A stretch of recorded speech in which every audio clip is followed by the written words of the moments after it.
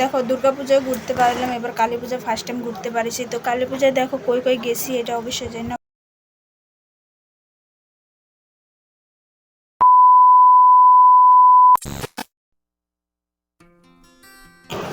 Hi everyone, good afternoon. সবাই কেমন আছে? আশা করি সবাই ভালো আছো। আমি শিল্পী আরেকটা ব্লগ নিয়ে আসলাম তোমাদের সাথে শেয়ার করবি।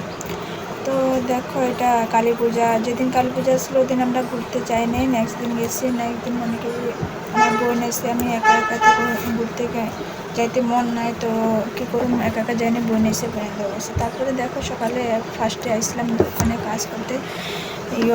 দিওয়ালির কাম তো হয়ে গেছে, এদিকে ছট পূজার কাজ আছে, ওইটা কাজ করতে এসে কাজ করার পরে রাত্রে বোন এসে ওই দোকান থেকে আমি আর বোনের ঘরে গিয়েছিলাম। ঘরে যাই পার্লারে গেছিলাম থ্রেডিং করতে, পার্লারে ঢুকছি।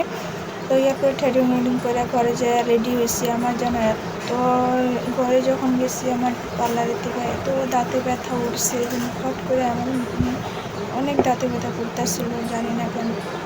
এরপরে বহুত টাইম পরে আরাম হয়েছে। আমি 8:30 থেকে রেডি হয়েছি, 9টার দিকে বাড়ি গেছি ঘর থেকে।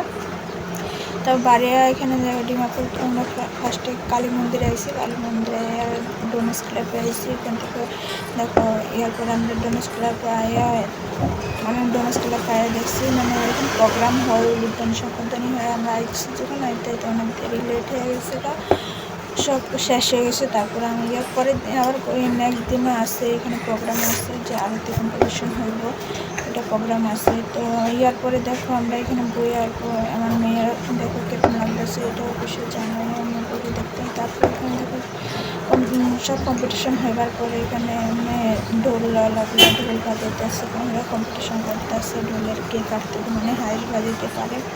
তো দেখে অনেক আনন্দ লাগলো। তারপরে আমরা এখান থেকে ওখানে যাবো গিয়া অনেক জায়গায় দেখো পরে আমরা আরেকটা মন্দিরে গেছি। এখানে মন্দিরে এখানে মার মুখটা আলাদা সাজাইছে, অনেক ভালো লাগতেছে দেখা, অনেক কিউট লাগতেছে দেখে, মানে আলাদাই সাজাইছে। পরে তো এখানে পাশে বোম ফুটাইতেছে। তারপরে দেখো এখান থেকে বাড়ি আমরা গেছি গিয়া পরে অন্য জায়গাতে আরেকটা মন্দিরে, ওখানে মন্দিরে গিয়ে অনেক ভালো লাগলো।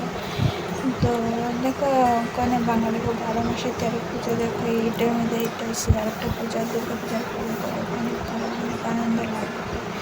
ফার্স্ট টাইম আমরা এরকম অন্যবার যে আমরা ওখানে যে থাকি না এরকম কালী পূজা তো বড়ো করে হয়, মানে সব জায়গাতে সব রকম হয় না। বোকাচানে আসলাম তখন এরকম হইতো না এত বড়ো করে কালী পূজা। এখানে তো ডিমাপুরে তো অনেক সুন্দর হয়, বড়ো বড়ো প্যান্ডেল হয়, দুর্গা পূজার মতনই সেম সবাই ঘুরতে পারে। এখানে ফার্স্ট টাইম আমি এরকম দেখছি। তো ঘুরতে আয় আমার অনেক অনেক আনন্দ। আমার ব্লগটা একটু কাজ করছে না। Ta-ta bye, love you all.